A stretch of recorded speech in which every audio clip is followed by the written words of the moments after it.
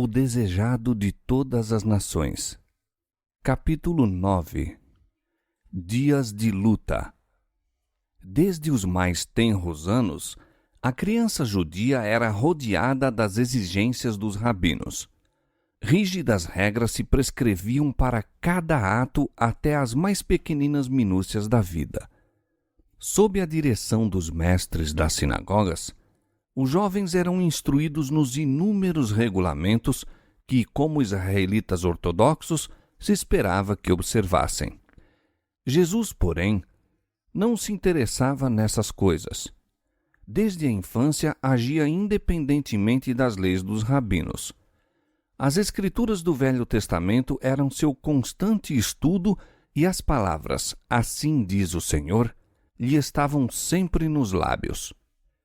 À medida que as condições do povo começaram a ser patentes a seu espírito, viu que as exigências da sociedade e as de Deus se achavam em constante conflito. Os homens se estavam afastando da palavra de Deus e exaltando teorias de sua própria invenção. Observavam ritos tradicionais que nenhuma virtude possuíam. Seu culto era simples rotina de cerimônias. As sagradas verdades que se destinavam a ensinar achavam-se ocultas aos adoradores. Via Jesus que, em seus serviços destituídos de fé, não encontravam paz. Não conheciam a liberdade de espírito que lhes adviria de servir a Deus em verdade.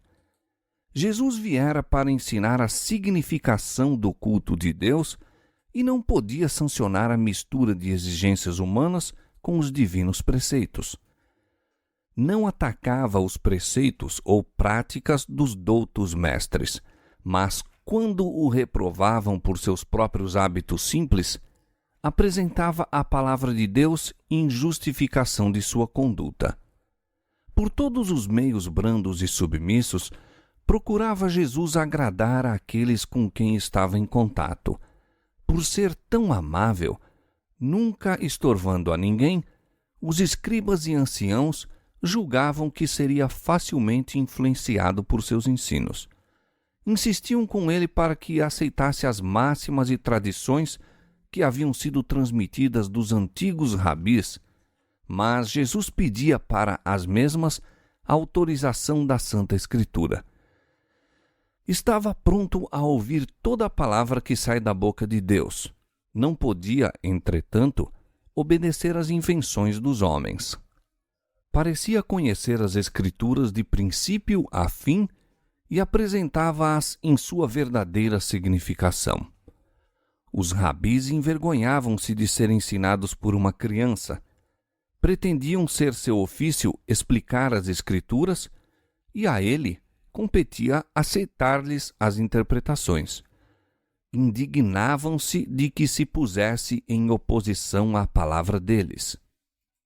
Sabiam os rabinos que nenhuma autoridade se podia encontrar nas Escrituras para suas tradições. Compreendiam que, em entendimento espiritual, Jesus se achava muito além deles. Zangavam-se, no entanto, porque não lhes obedecia aos ditames. Não podendo convencê-lo, buscaram José e Maria expondo-lhes sua atitude de insubmissão. Assim sofreu ele repreensão e censura. Desde muito tenra idade, começara Jesus a agir por si na formação de seu caráter e nem mesmo o respeito e amor aos pais o podiam desviar de obedecer à palavra de Deus. Está escrito, era sua razão para cada ato que destoasse dos costumes domésticos. A influência dos rabinos, porém, tornou-lhe amarga a vida. Mesmo na mocidade, teve que aprender a dura lição do silêncio e da paciência no sofrimento. Seus irmãos, como eram chamados os filhos de José, tomavam o lado dos rabinos. Insistiam em que a tradição deveria ser atendida como se fossem ordens divinas. Consideravam até os preceitos dos homens como mais altos que a palavra de Deus e ficavam sobremaneira aborrecidos com a clara penetração de Jesus em distinguir entre o falso e o verdadeiro. Sua estrita obediência à lei de Deus condenavam como obstinação. Ficavam surpreendidos do conhecimento e sabedoria que revelava em suas respostas aos rabis. Sabiam que não receberam instruções dos sábios e, no entanto, não podiam deixar de ver que era para eles um instrutor. Reconheciam que sua educação era de mais alta ordem que a deles próprios. Não discerniam, entretanto, que havia tido acesso à árvore da vida, fonte de saber para eles desconhecida. Cristo não tinha espírito de exclusivismo e escandalizara especialmente os fariseus por se afastar a esse respeito de seus rígidos regulamentos. Encontrara os domínios da religião cercados de alta muralha de exclusivismo como assunto demasiado santo para a vida diária. Esses muros de divisão, ele os derribou. Em seu trato com os homens, não indagava: qual é seu credo? A que igreja pertence? Exercia seu poder de beneficiar em favor todos os que necessitassem de auxílio. Em lugar de fechar-se numa cela de eremita a fim de mostrar seu caráter celestial, trabalhava fervorosamente pela humanidade. Incutia o princípio de não consistir a religião bíblica em mortificações corporais. Ensinava que a religião pura e incontaminada não se deve manifestar apenas em determinados tempos e ocasiões especiais. Em todos os tempos e lugares, demonstrava amorável interesse pelos homens, irradiando em torno a luz de uma animosa piedade. Tudo isso era uma censura aos fariseus. Mostrava que a religião não consiste em egoísmo e que sua mórbida dedicação ao interesse pessoal estava longe de ser verdadeira piedade.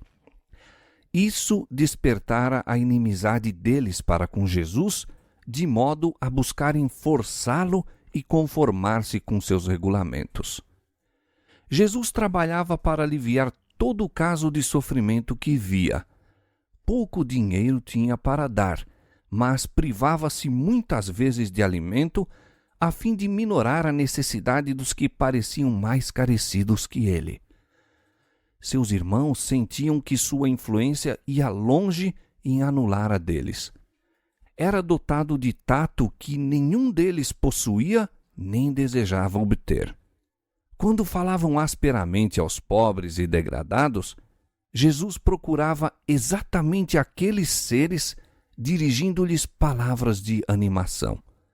Aos que estavam em necessidade, oferecia um copo de água fria e punha-lhes no regaço sua própria refeição. Aliviando-lhes os sofrimentos, as verdades que ensinava eram associadas a esses atos de misericórdia, sendo assim fixadas na memória. Tudo isso desgostava os irmãos. Sendo mais velhos que Jesus, achavam que ele devia estar sob sua direção.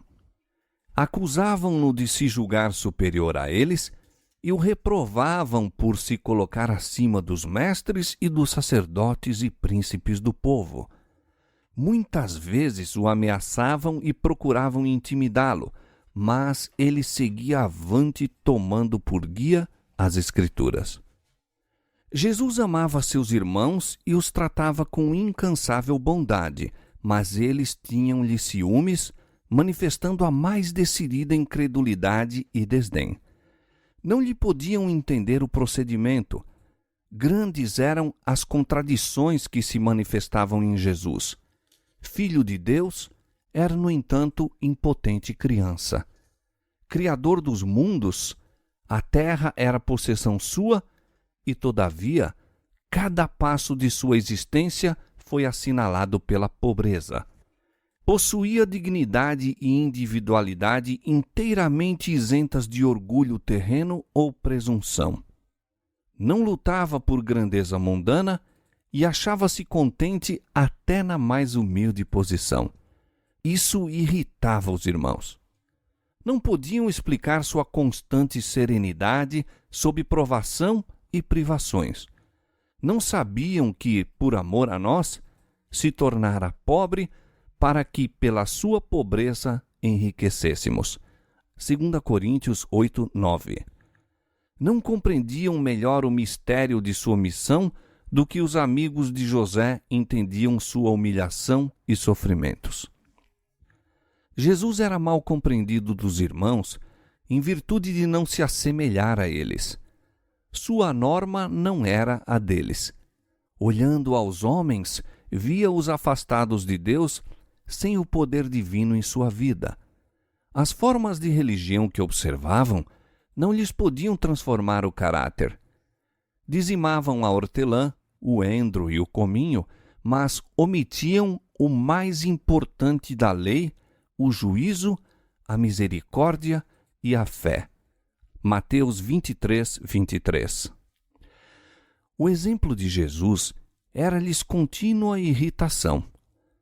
Não aborrecia a ele senão uma coisa no mundo, e isso era o pecado. Não podia testemunhar uma ação injusta sem uma dor que lhe não era possível disfarçar.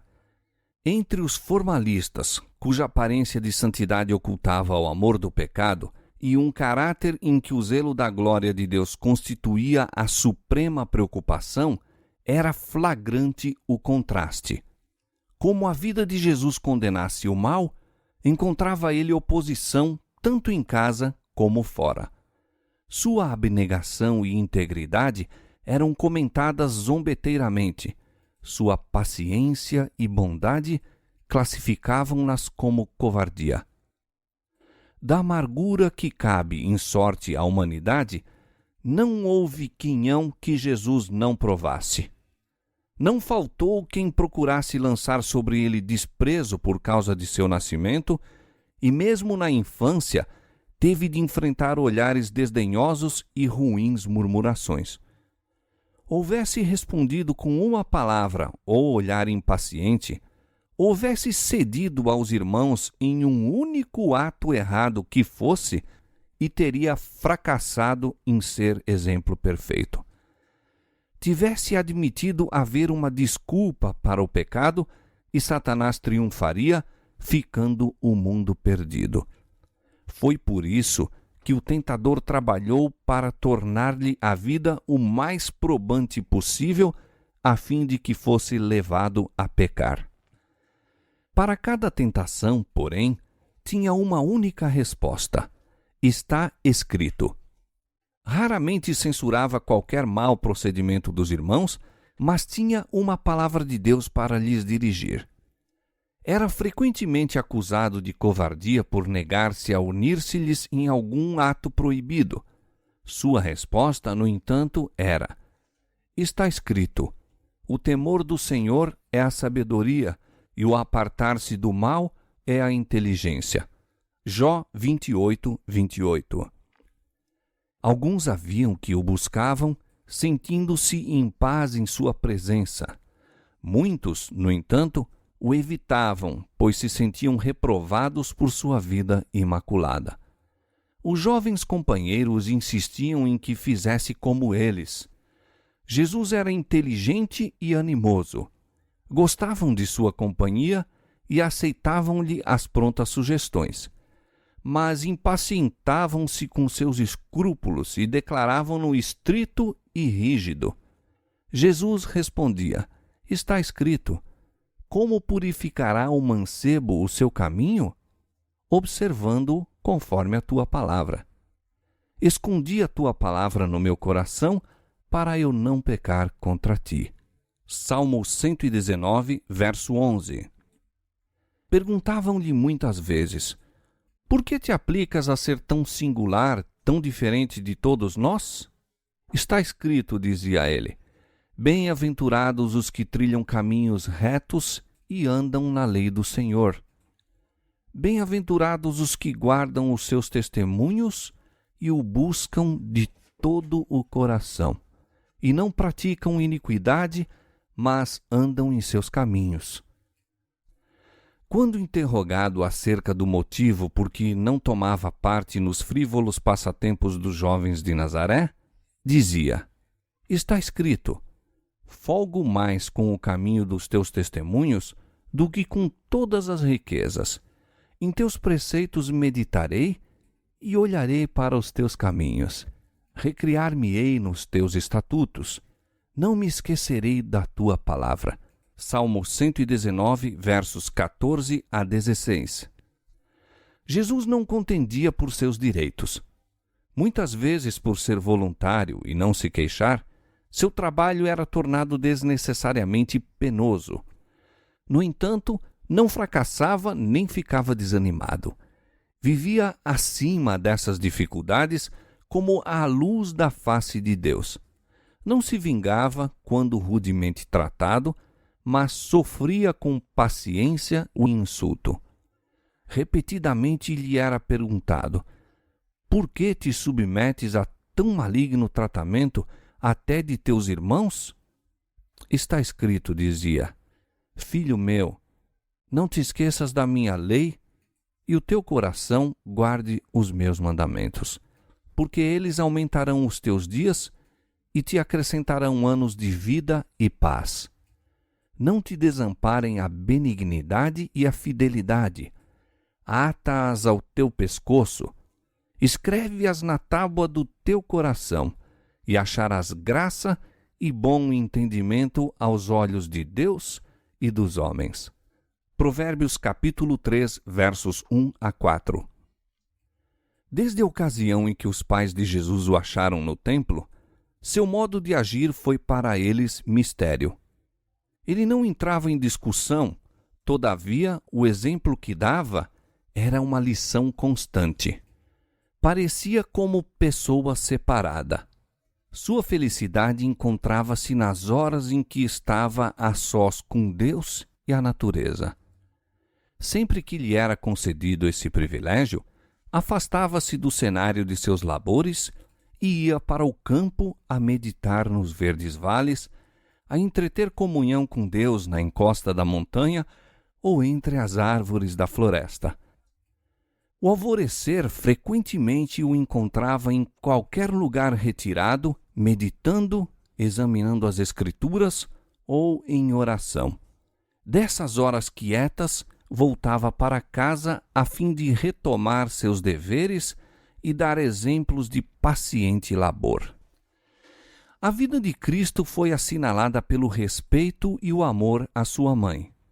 Maria acreditava em seu coração que a santa criança dela nascida era o tão longamente prometido Messias. Não ousava, entretanto, exprimir essa fé. Foi através de sua existência terrestre uma partilhadora dos sofrimentos do Filho. Com dor testemunhava as provações que lhe sobrevinham na infância e juventude. Por justificar o que sabia ser direito em seu procedimento, via-se ela própria em posições probantes. Considerava as relações domésticas e a terna solicitude da mãe em torno dos filhos de vital importância na formação do caráter. Os filhos e filhas de José sabiam isto e, prevalecendo-se de sua ansiedade, procuravam corrigir as atitudes de Jesus segundo norma deles. Maria argumentava muitas vezes com Jesus e insistia em que se conformasse com os usos dos rabis.